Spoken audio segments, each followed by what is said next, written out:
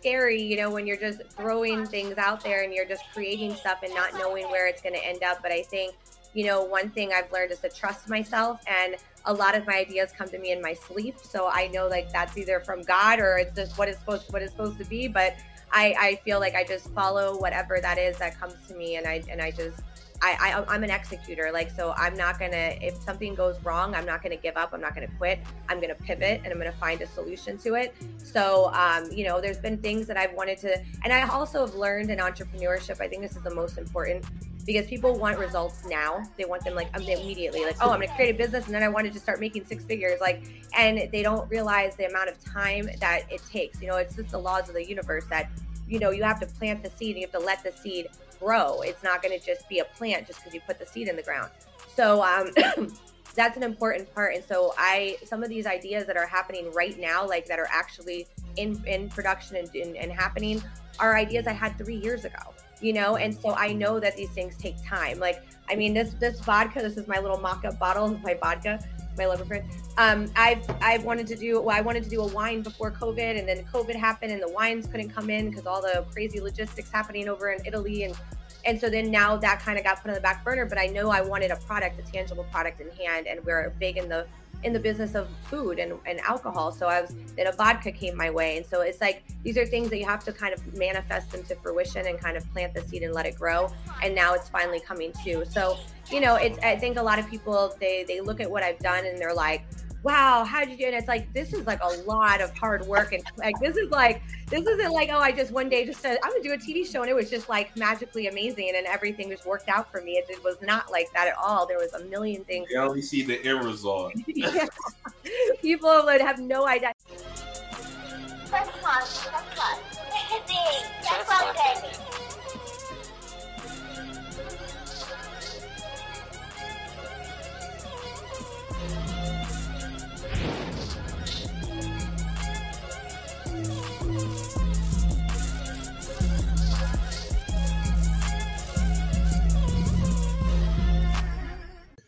Peace, everyone. Welcome back to another great episode of Trust Fund Baby Podcast. Today, we have a special guest here, like a powerhouse in economics and in business.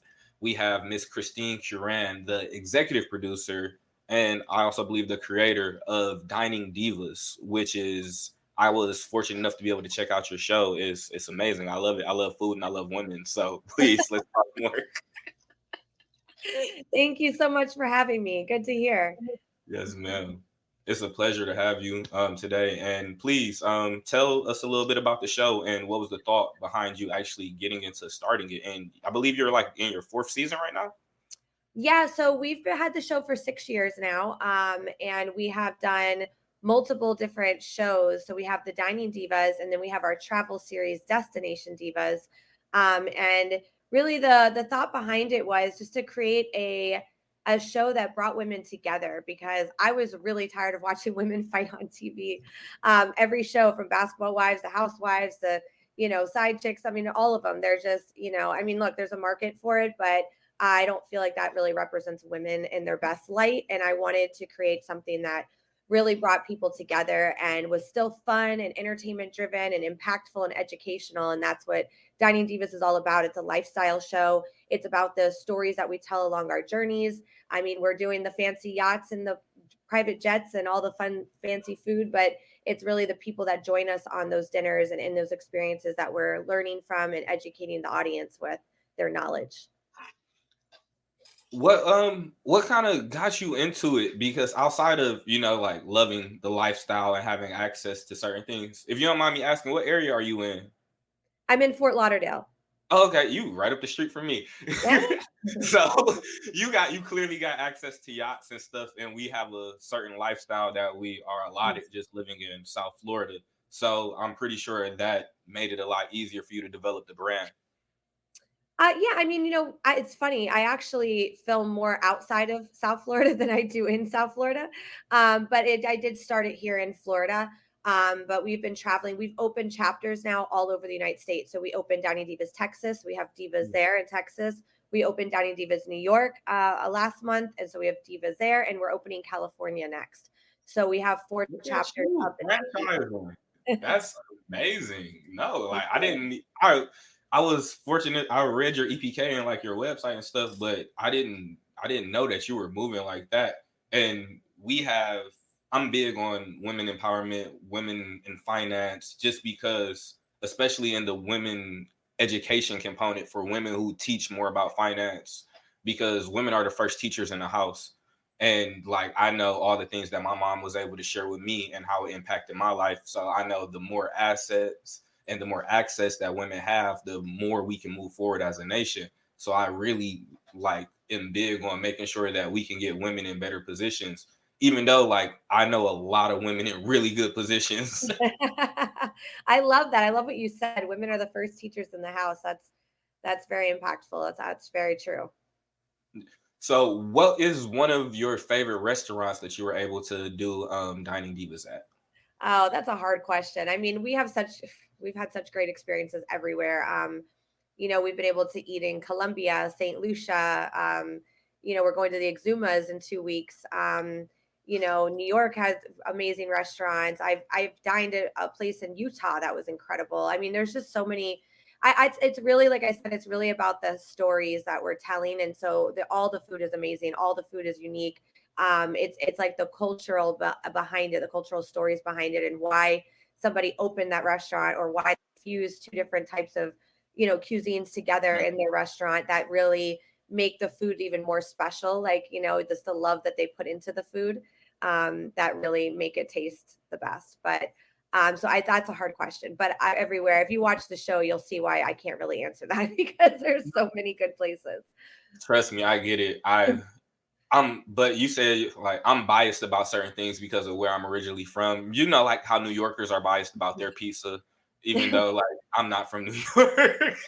I'm from Detroit, so I really favor Detroit style pizza. And it's just you understand like food is a personal thing, it's a personal experience. But even more so, having the podcast to be able to create that synergy and have those conversations with people, or the show more so, I feel like it's detrimental. So how has your relationship with media been as you've been going through this journey throughout these 4 seasons?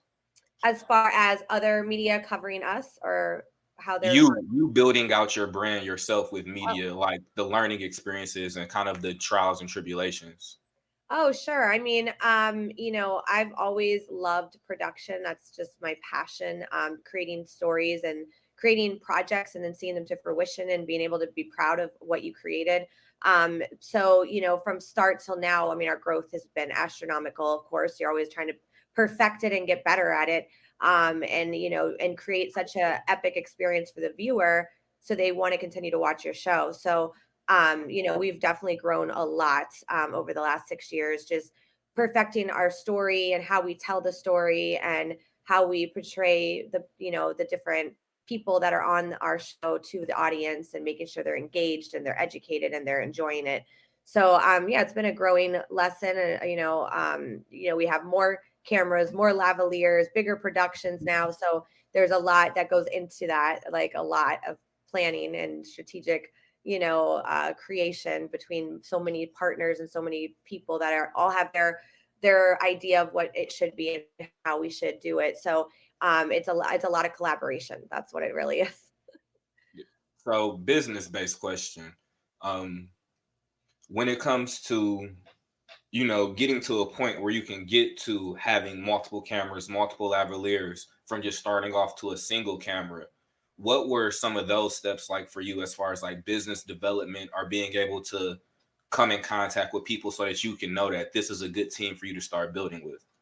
Yeah, I mean, it comes down to budget, right? So when we first started, I mean, I pounded on so many doors for like 4 months, thinking that my reputation in the entertainment industry I'd easily be able to start this project. And it wasn't that easy. And I got my first sponsor at like $1,500. And my partner, which is like nothing, now we're getting like $30,000. But my partner had to man like 3 cameras by himself. Or no, I think the first shoot we had 2 cameras, but he was manning 2 cameras by himself, one on a tripod, one for a roaming. And it was a wild experience, trying to create something. We created something that was well worth a lot more than $1,500 with $1,500. And now being able to actually be able to afford, as our sponsor dollars have gone up, being able to afford all the bells and whistles and be able to get the new equipment and more people on board.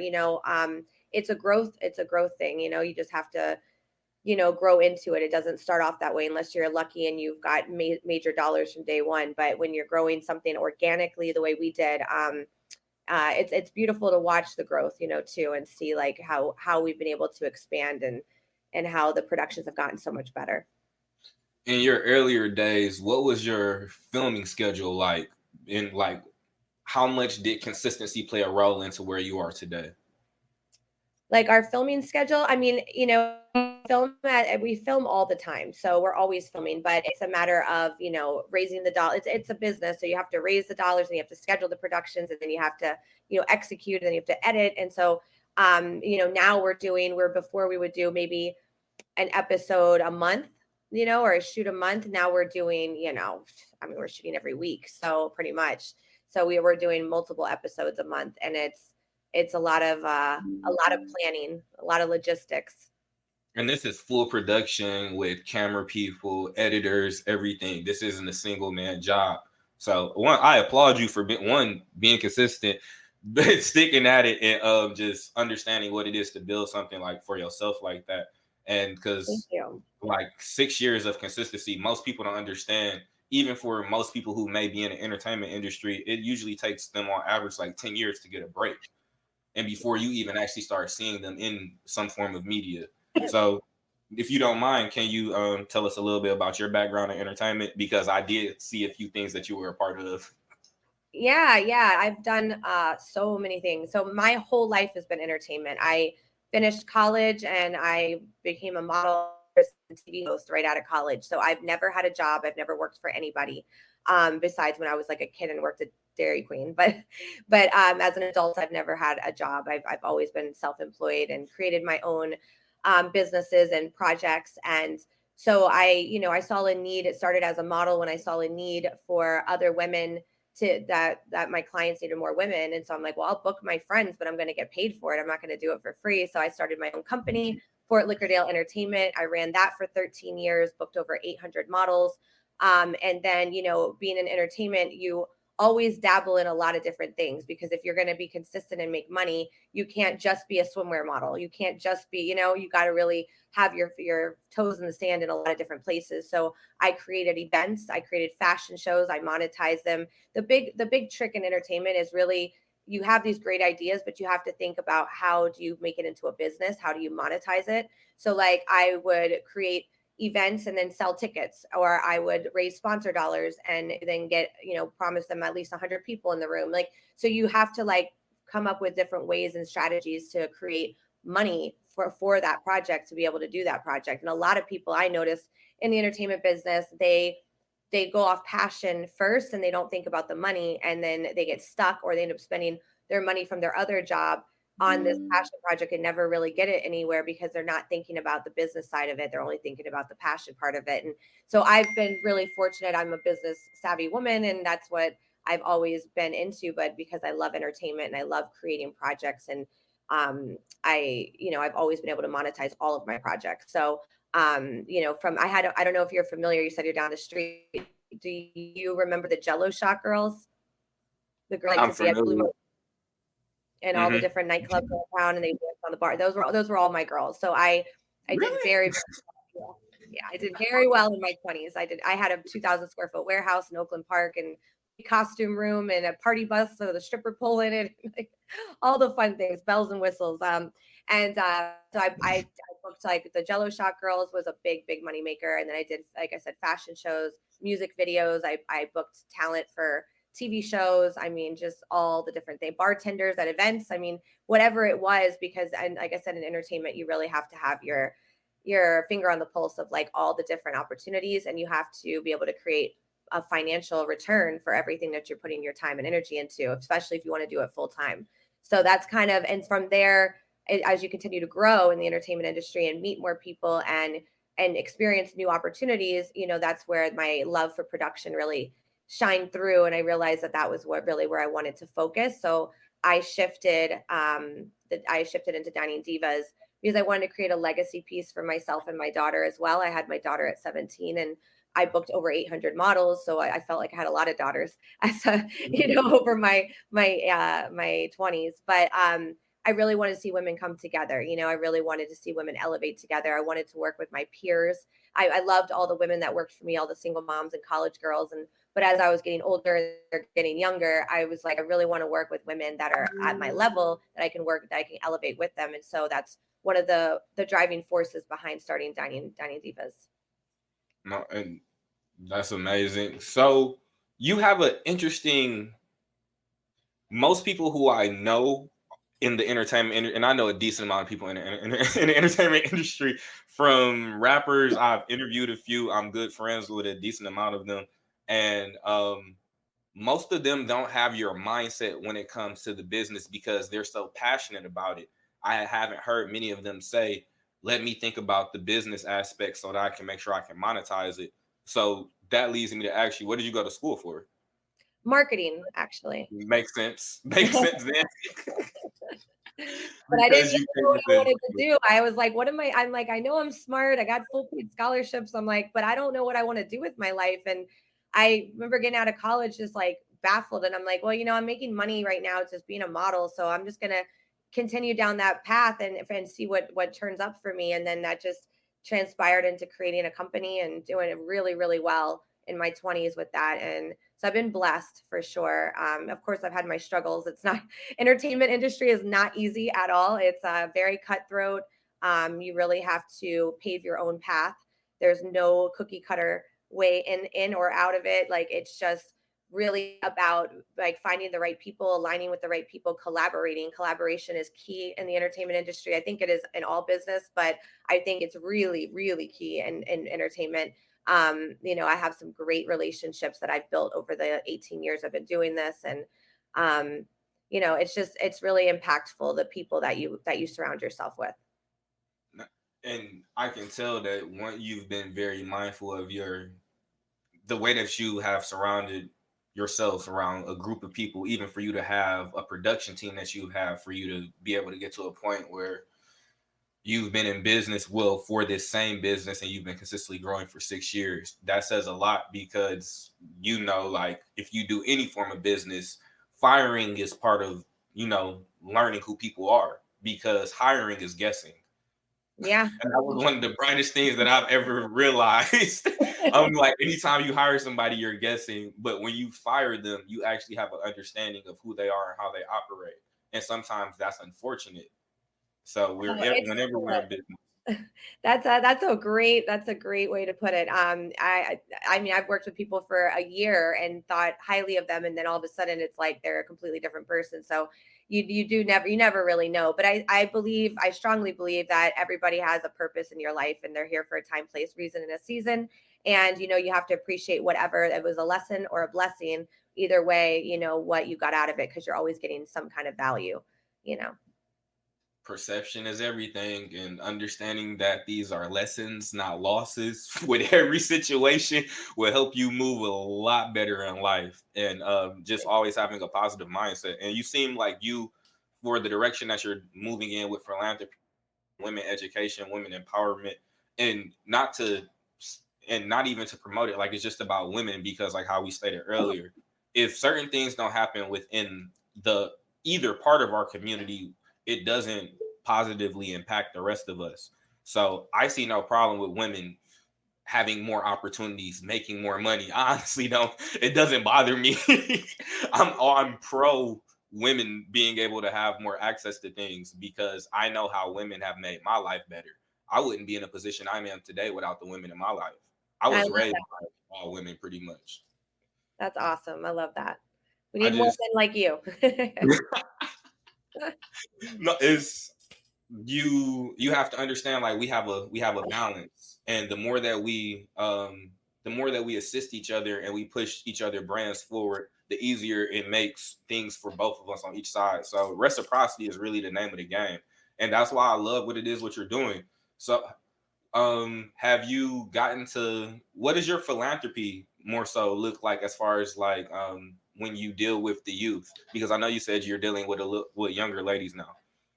Well, no, I'm dealing. Well, no, I used to. Yes, and when I had all Okay. the models, yeah, I had a lot of I had a lot of all different ages, but yeah, there was a lot of young 21-year-olds that were working for me, and back in my 20s and 30s, when I had my entertainment company. So, I know that I had an impact on them, helping them. What was that like? Just the oh, like you said, you had almost like 800 young girls that you were dealing with at one time. So just that's a lot of energy, attitude to have to maintain and oversee, especially in Florida. Yeah, it was a learning lesson for me, like, dealing with so many women. I mean, I didn't have 800 at once, but over the 13 years, 800 women have worked for me at some point. I probably had about between 50 and 100 consistently at any given time. And, yeah, it's when they're young, there's a lot of like crazy stuff happening, right? Like they're trying to figure out life, and, and then it's a lot that you have to help them through and deal with, when people work with you. That's just part of the name of the game, right? So now it's funny because a lot of people are always like, "You're so calm about things." I'm like, "Listen, I have seen and done so much. It's like there's nothing to ever freak out about. Like you just pivot and figure it out. Just come up solution mindset all the time."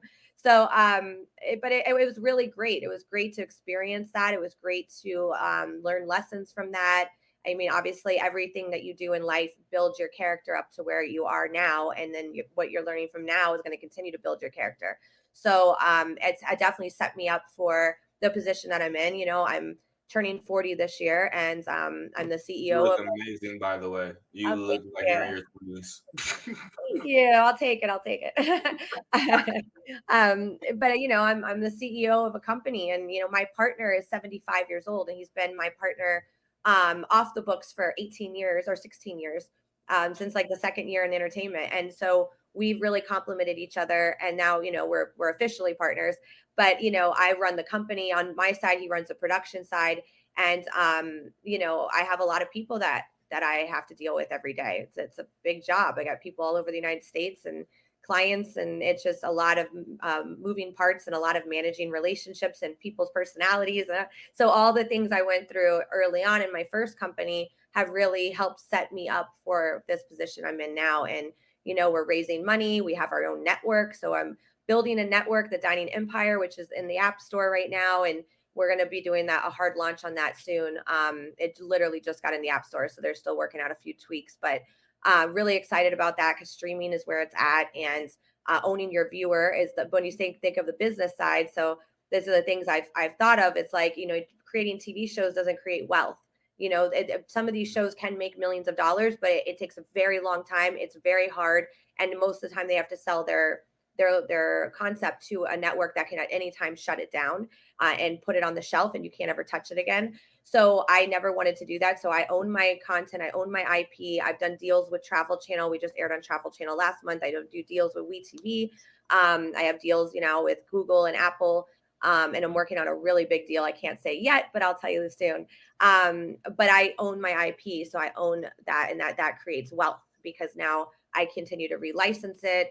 I have opportunities now to put it on my own network, years and years of content, and then build a fan base there that I own the viewer. And then that creates a valuation for the company. So like, these are the things, like, I love what I do and I have a passion for it, but I have to think, how do I get to an exit? How do I create wealth?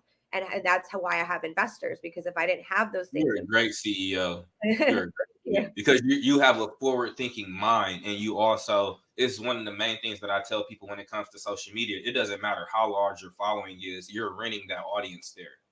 So when you Absolutely. said Use them at any time. you understand exactly, that's why you said you want to own your viewer. So I understand why you will transition into the streaming component.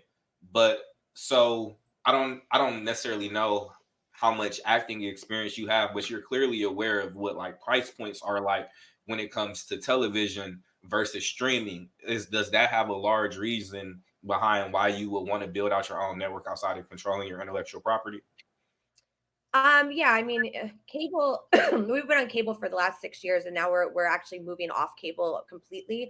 And now we're going all streaming, and for a lot of reasons. I mean, definitely the monetary reason is number one. I mean, the way that the dinosaur era of the way they have cable set up is not for the content creator to win ever. Like we don't win ever. It's like, and the numbers of viewership is always going down. So it's finally just time just to completely cut off of it, you know. So it was a great run. I'm glad we got to do it. But I'm really excited about having on demand because, you know, you have to have people tune in at a certain time on a certain day. I mean, it's just it, and then it's not even a monetarily beneficial situation. So it doesn't make sense. Like we're raising all of our own money. We have to do all of this hard work just to benefit their network, where streaming really gives back to the content creator. You know, you can create another revenue stream on top of what you've already created, you know, from raising sponsor dollars or whatever you did.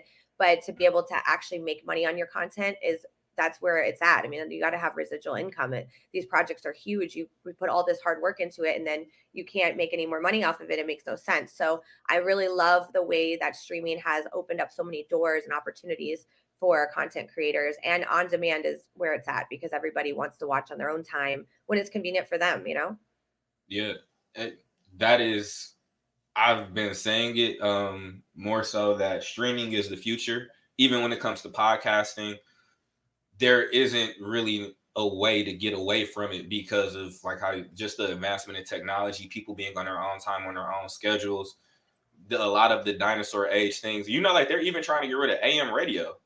Even I think that's a terrible idea because it's so informative, but they're consistently trying to remove old technology and reassert new things. And streaming will, even the way how we deal in social media, it will become more of a streaming instead of a posting situation, just because of the direction that we're being forced in. Even to the point where we have some podcast episodes where we stream with gamers just because we understand the direction and the algorithm that is allotted for gaming streamers versus people who are just doing what we in real life streaming. But Isn't that it's great. crazy? It's so wild that people watch people play games. I can't. It's crazy. It's interesting. And it's I think it's more about the reactions. We remember at one time on YouTube, everybody wanted to watch cat videos. I That do cat like video cat was videos. the most popular thing for a long I love cat videos. You know, I time. do find it interesting though. I find it interesting that so when streaming first started, you know, it's just straight on demand. But I have noticed a lot of streaming platforms now have the old school time time slots and shows that are, I guess, for people who don't know what to watch and they're confused. They just turn it on. But I'm like, that is so funny that Like the we got TV rid of it, guide. brought it back through streaming. But it's an interesting concept So having both. what would be the focus of your streaming application? Will you just be housing your shows there? Do you plan on doing any form of expansion if you're able to speak about it right now? Yeah, I mean, me, I have a 10-year plan, but you know, right now it is housing all the shows, which is great. And we do have live streaming that we built into the app. We're not using it currently, but Mm. what my big plan is to do live streaming shows on the app where people can engage with us in real time while we're filming. So I think that's a power play because user retention is very important on an app. So to build valuation, it's not just how many users you have, but also how much time are they spending. So if you are doing giveaways, or you can win something if you know watch the live stream and you participate and somehow and you're engaging with us, there's just so much opportunity. I also noticed that it's really big right now. All these different apps that have like you give gifts like roses and things and whatever. Like We've on talked about TikTok. it. I love it. I don't get. I mean, it's crazy. I'm like, people pay to give them fake gifts. I'm like, okay, but it's a But thing. So it's we the consider, it's the ability to monetize likes more so, yeah, which it is great for the content creator because it's a way in order for them to be able to bring in. So just think about it on your network. If you have actors or people who came on and they pop up onto a stream because you said you have live streaming, and then just because they seen them on a podcast and they may be able to ask them or comment something, this creates the ability for that person to split revenue share with the platform and them for just make money for just showing up. So absolutely. yeah, So it's kind of cool. It's different, but it's cool. yeah, we've considered that because we have a lot of like celebrity guests that come on the show. We have, we with the live streaming, we were going to do a show, Dining Divas After Dark, which is going to be like, us live, no editing, right? So like it always turns into a fun conversation when a bunch of women are drinking wine and cooking, right? So it's like, the food porn. But no, it's always a fun time. And so we're going to do a Dining Divas After Dark, episode with like different chefs all the time. So like that's really attractive, I think, to a lot of people because we're using cookware, like as far as sponsors, cookware and wines, and then, having these celebrity chefs with us and having a fun, engaging conversation that people can actually like in real time comment and engage with us, ask us questions like while we're shooting. Like that's cool. So we're considering possibly doing that. No, I'm looking forward to it. Trust me. Like I said, it's like I love all the W's. Women, wine. I'm cool. I will support. Yeah. But I will say we are all about positive impact TV. So like we're never fighting. We're always laughing. We're always telling jokes. We're always being fun. We're always doing something crazy, wild, cool, horses in the snow or canoeing down the river, doing an interview in a kayak. And we're always doing crazy fun stuff. But I really push on that self-development. Like I built my company on that kind of mindset. So we're really big on just being positive impact, educationally focused, and entertainment driven. And I've seen some of your content, and it's tasteful. It's not Love and Hip Hop. It's not Real Housewives. It is. No. It's informative and it's also entertaining, and that's the type of things that I look to like spend my energy on because you are what you eat. You are what you entertain. You are what you put your time into. So it's great to still be able to get access to women in entertainment without them projecting themselves in an unsightly manner. Because like these are still people that we would like to have conversation with, do business and things with, but I don't necessarily know. Like it's an issue for me the way how I'm limited on how I can project myself in social media because of the way it will be a reflection of my business. And I feel if more people thought like that, social media wouldn't be what it is today. Yeah. Well, some people work a 9-to-5 job and they don't feel like they get affected by it. So they, but I believe you. I mean, I agree with you on that for sure, because a lot of entrepreneurs are very mindful of that because they know the effects. I just seen a very interesting post on social media and it was funny. It was like, should your employer get access to your social media profile? You just imagine how that would change things. Absolutely. Then they would be posting on their profiles. They will have Instas. Everybody have a fake Instagram. Everybody would, so they can be them real selves. But it's more of, and you probably can attest to this. We really live in a world that is built around actors and acting. No matter what you have to do, you have to present yourself in a certain capacity because I have to be this way for this business meeting. I have to be this way as a parent. I'm a father of 3 boys, so I get it. And just you even social media, I have to be this for social media, and it's just we're always acting, but sometimes it's for the best because sometimes the face that you have to put on is better than who some people truly are sometimes. That's true. But we live in an interesting time.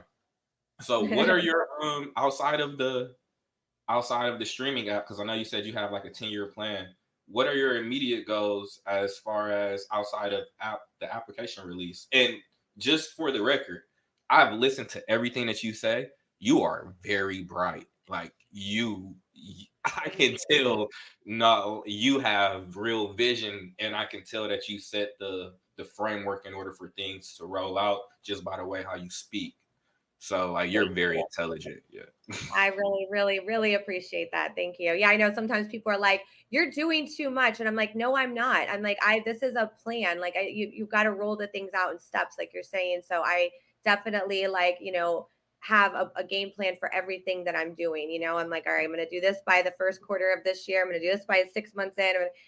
So we and it all fits in the ecosystem. So like, in order to be successful, you need to have a lot of revenue streams. And it can be within within one container, one ecosystem. So like some people, yeah, they do stocks and then they have investments here and then they're in all different fields and that works for them. But for me, I have to stay, like, in order to be successful in entertainment, really stay in my ecosystem. Like I have offers all the time. People are like, hey, you want to shoot a movie with me? You want to do, and I'm like, it's not in my ecosystem. Like that sounds great, but I have to pick and choose my projects and they have to make sense for what I'm doing and how does it elevate my end goal and my exit strategy, right?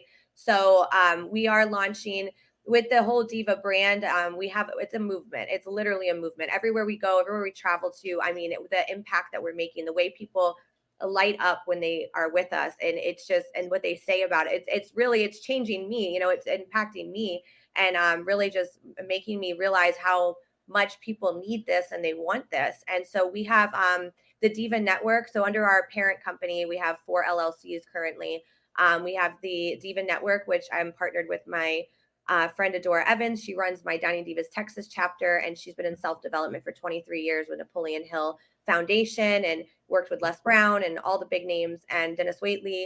And so she is running the Diva Network, which is where the audience and other people can join. And we do virtual meetings every Wednesday for an hour where we train on different topics. So we've done like the personality types and how to work with different colors and people, and you know, without offending each other. And it's important, you know, we call it diva training, like how to be the best version of yourself. We do like we have different influencers that come on and teach different um, technologies and new things that you can use to make your life easier, whether it's AI or some kind of program or whatever. And then after we do that hour of whatever training it is, we do an hour of networking. So we have women from and men. We have men on our calls too, from all over the world that join the Diva Network. And so it's really great to be able to connect people and have them be part of what we're doing. And so that's going really well. And then we also have Divalicious by Dining Divas, which is our brand. So we have clothing, we have a vodka coming. We've got a lot of stuff that we're going to be launching under that in the next, you know, couple months. So, and then we have the TV shows, and then we have the app. So it's all in the ecosystem. And you, I'm sitting here just listening, and I'm like, you're amazing. Like you're a gem because you understand parts of business that most people struggle with. You understand yourself enough to know like this is outside of me. This is outside of what I'm able to provide. So I'm going to stay within my ecosystem and focus on my end goal.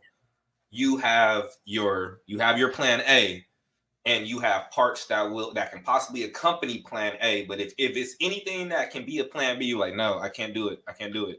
And I respect that so much. Even because I can see how you got where you are just by understanding what you are and what you can provide as it pertains to your business and to the world.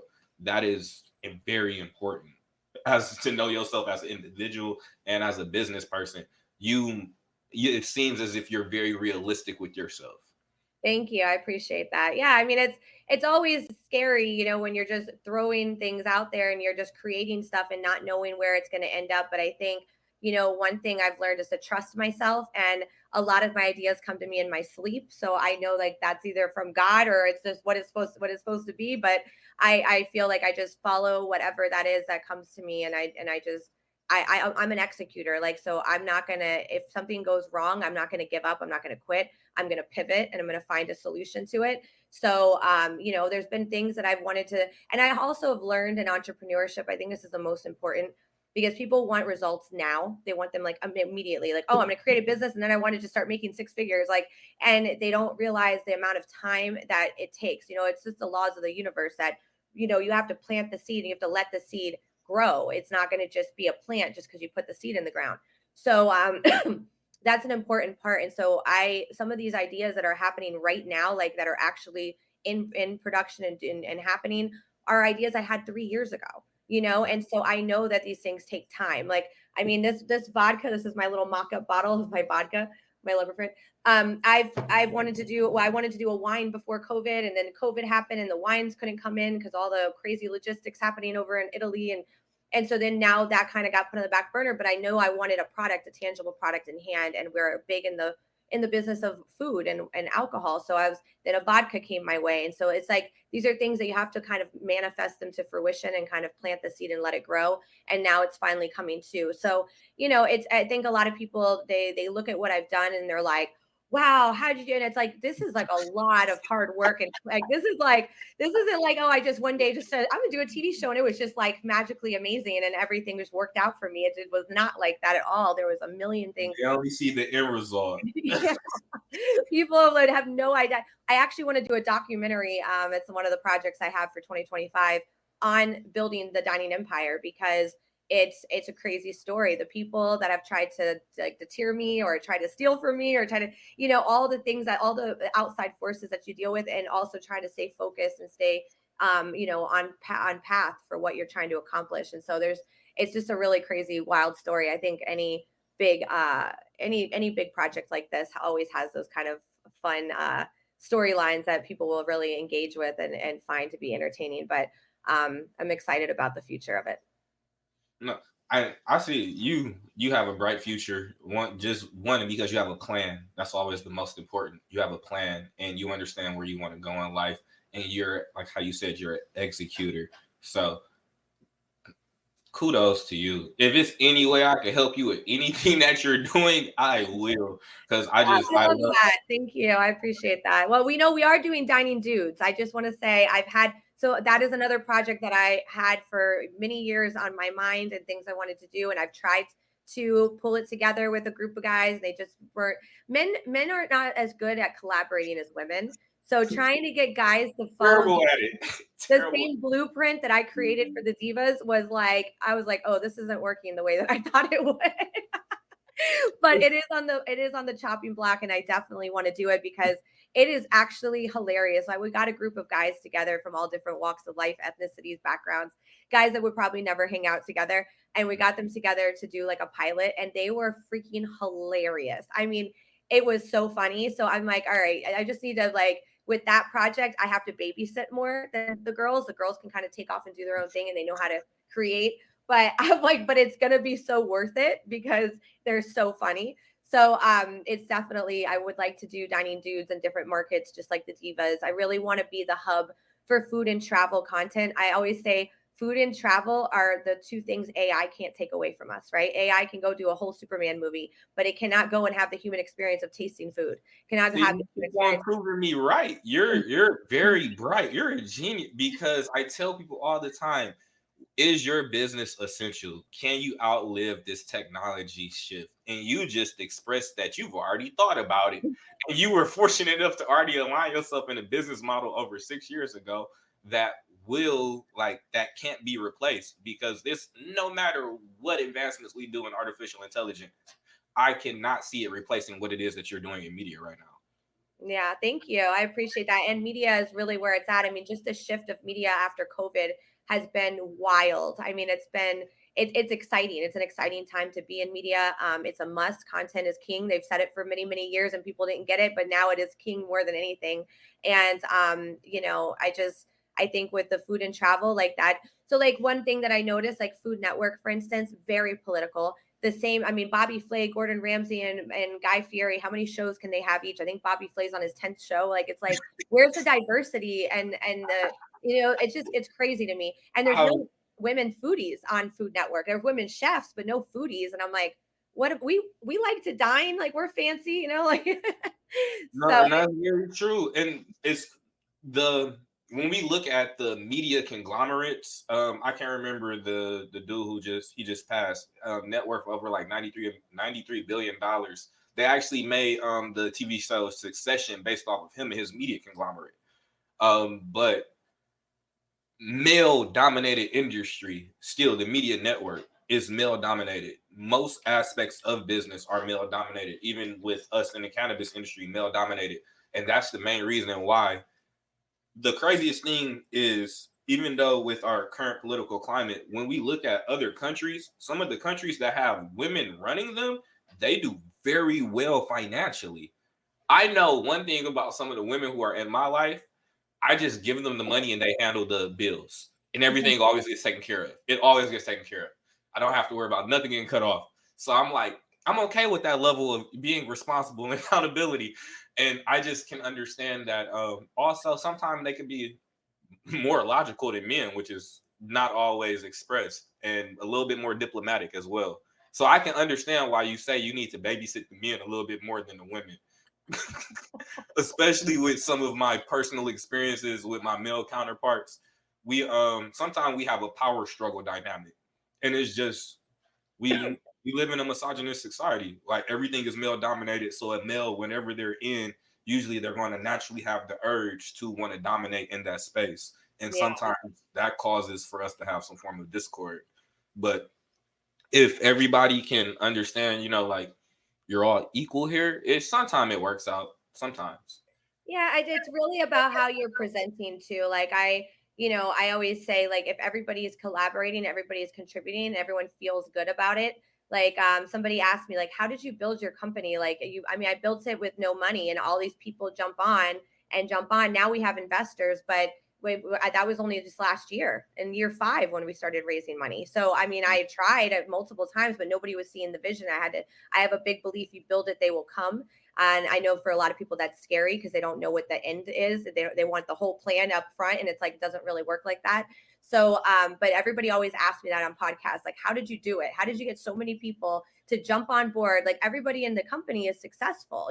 They're successful in their own way and whatever, but they're coming on board because I give them a platform to express themselves, to help build their wealth. And so if they're in real estate, then they're more open to a bigger audience to talk about their real estate, or to go to these fancy events on behalf of Dining Divas, but also find more real estate clients. Like, so whatever it is, because they're all the women are in different businesses and they're all entrepreneurs, but giving people a chance to put in what they can and also receive back from it. It's collaboration. It's the key to success. It's like Napoleon Hill talks about.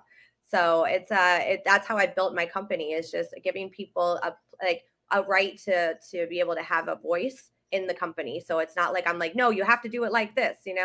So that's where we've been very successful. Um, Another business question. Hmm. Right now, are you a private business? Yes. Do you ever plan on possibly going public anytime in the future? Because I do see you having the potential to be a very large network and also rival what we see today. Because I'm not gonna hold you. When you said it, I seen like at least 7, 8 Gordon Ramsay shows pop up. Guy several, and they it's no new people coming about in the Food Network. I know because the women around me watch them shows, and usually I'm sitting on the couch watching the grocery cart games or something with them, and I've only seen the same people for probably the last 10 years. Yeah, it's crazy, right? So with food, food brings people together. Food is based off of cultures and diversity, and yet we don't see enough of it in the food content space for the big networks. We have all these foodies on Instagram, but when you're talking about an actual show with meat and potatoes and storylines, you don't see that. And also travel. I always say too, like Travel Channel is showing all ghost stories. They have 5% travel content, and we were part of that 5%. So it's really a great time, I feel like, for us to step up and be that niche network for travel, food, and lifestyle content, and be a voice for diversity, bringing unique people, unique stories to the show, to the network, and being more hip and modern, because food and travel shows are a little blah, and I feel like there's so much more fun that can be done around them. So How do you feel? Because you just mentioned like the Instagram people. How do you feel about the food critics on Instagram? Because a lot of them favor where I'm from, and one of them is where I'm from, and I've seen them help businesses, and I've seen them hurt businesses just based on Instagram posts. How do you personally feel about that? yeah, I guess there's a need for critics of all different types. Look, they have like, what is that thing on the news that they do, like dirty diners or something, where Yeah. they report, like, I guess it's important, right? Because you want to know if the place is not clean, and you don't want to eat there. So I can see why food critics are necessary.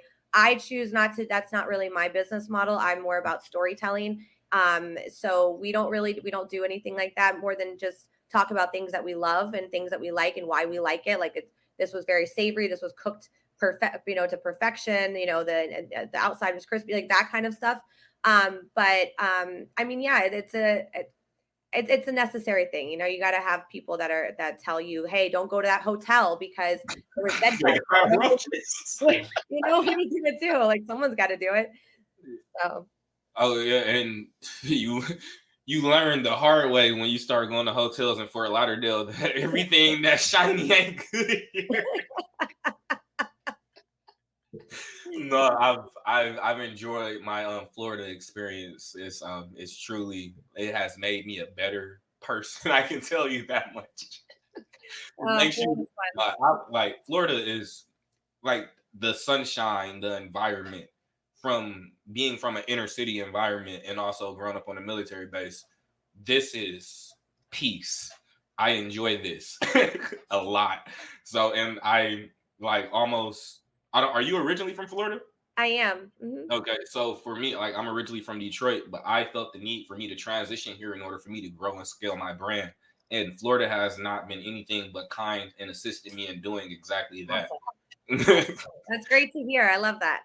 Yeah, that's why I'm like Florida has for sure assisted me like dramatically. So just in closing, like I don't know if anybody was really paying attention who's going to be like watching this, but you gave so much business insight just by expressing your story. And if anybody just listens to the things that you say, you can help them to be able to walk in a similar fashion that you are right now. If not, be able to take at least the same skill set and mindset that you have and implement that into their brand and business to be able to grow.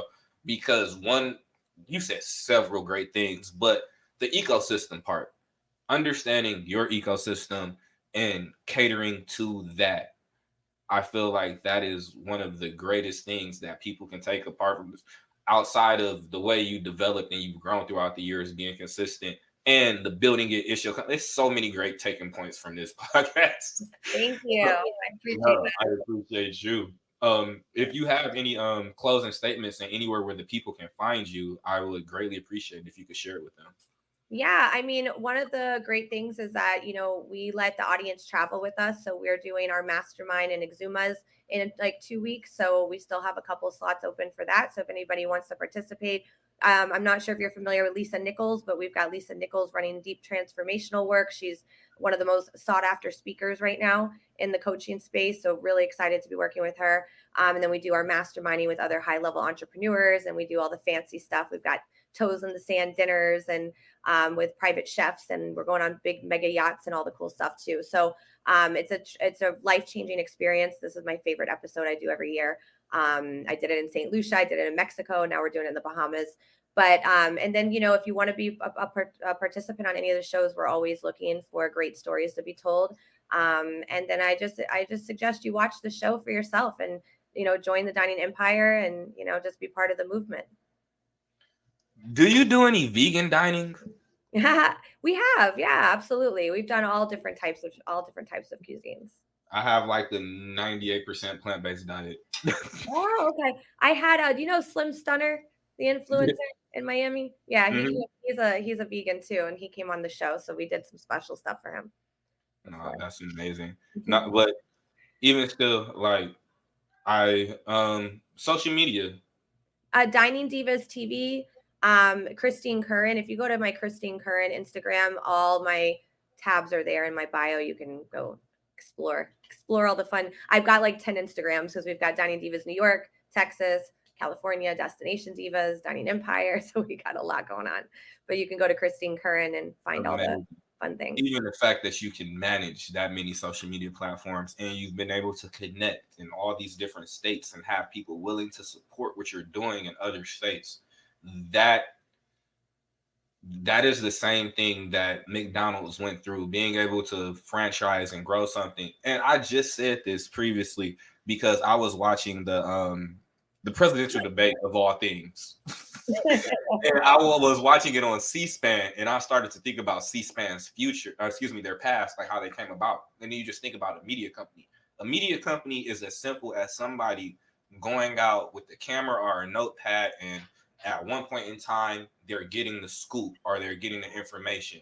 Now, when you have people that you can network with and you can get this in multiple states, you no longer have to travel and do this. You just give this person this appointment schedule. Like, I need you to be here. Here's your media pass. So the direction and the ability that C-SPAN had at that time in order to, grow and scale into what they became today, we can literally walk that same step and we can build media conglomerates that can actually be something that is living in the next 100 years, because a lot of these corporations will not be in place. We're seeing transitions with CEOs stepping down, but also it creates opportunity for us to assert ourselves and for our brands to become these new 100, 200, 300-year brands. So, Yeah. and I feel like you will be one of those brands because you Oh, have thank already. you. That means so much. I love it. Thank you. Well, no, it was a pleasure having you, and please let me know when you're ready to do Dining Dudes. I'm there. Yeah, I got I plenty of love suits. it. You're gonna give me a reason to buy more suits. All right, all right. Yeah, for sure. Let's definitely stay in touch and talk about it. Well, yes, ma'am. I appreciate you, and once again, thank you for coming on Trust Fund Baby podcast. And Thank until you. next time. Thank you. Bye.